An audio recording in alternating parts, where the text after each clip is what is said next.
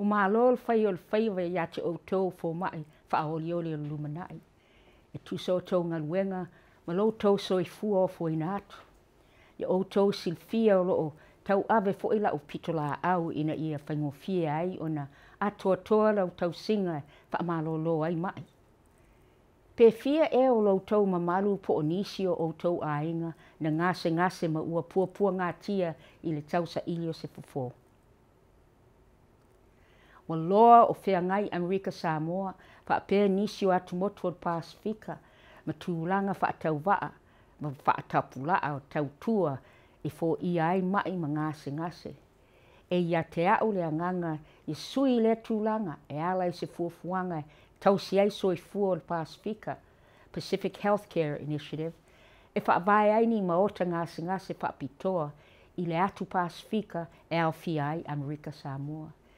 I tātou mana natu I le mawhai o na tonga fiti ka nesa lave ma ni isi ngase whangatā I tonu lava o le atu Pasifika. I le ngata I le au mai o tautua whaapitoa I tonu o Pasifika o te loto foia ngā lulue whaatasi e tātou waenga o maota ngase whaapea a onga atoa ma universite whaafomai ale malo meleke whaawawai lau tau a o ina ma tupu tele silfia nei whaiva whaapitoa.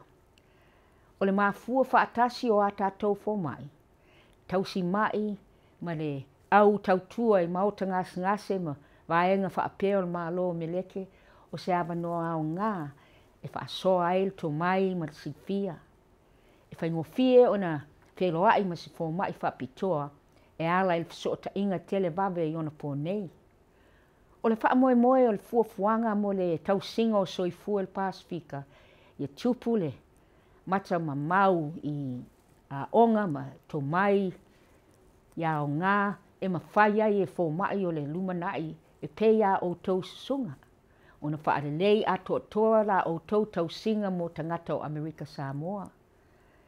Ia to o manga mai e tātou nisi o atunu o Pasifika o loo sa ili fofo.